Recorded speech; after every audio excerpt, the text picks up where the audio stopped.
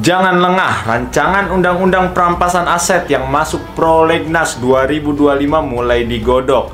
Katanya sih pedang ini untuk membasmi koruptor, tapi pertanyaannya, pedang ini benar-benar akan menebas tikus rakus di atas atau justru tajam ke bawah, menusuk rakyat kecil yang bahkan tak tahu salahnya apa. Bayangkan, aset bisa dirampas tanpa perlu ada vonis pidana. Kedengarannya cepat, tegas, brutal, tapi di balik gila pedang itu ada jebakan. Siapa yang menjamin pedang hukum ini tidak berubah jadi alat kekuasaan untuk membungkam lawan politik atau menguras habis dompet rakyat kecil? Kita sering teralihkan oleh isu viral drama politik, gosip receh atau debat receh di media sosial. Sementara di ruang sidang, sebuah rancangan undang-undang besar sedang dipoles, memberi wewenang negara untuk merampas aset tanpa menunggu putusan pidana. Inilah layar asap klasik. Perhatian kita dicuri ke depan panggung, sementara di belakang tirai aturan serius sedang diseludupkan.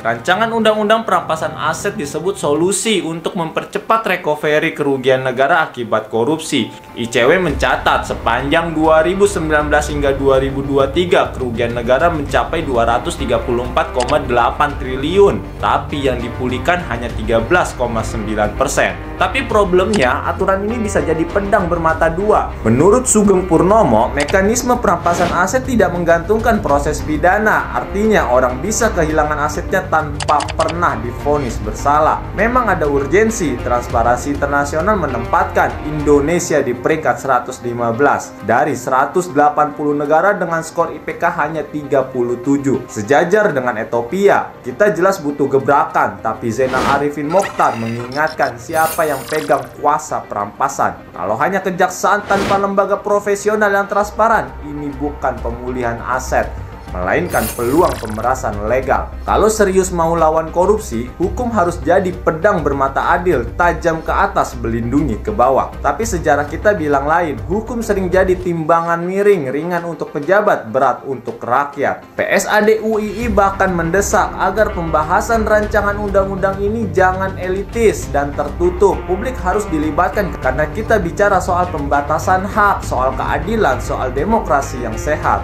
Kalau tidak, ini bukan reformasi hukum, tapi kosmetik hukum. Wajah negara dicat gagah, padahal lukanya tetap bernanah.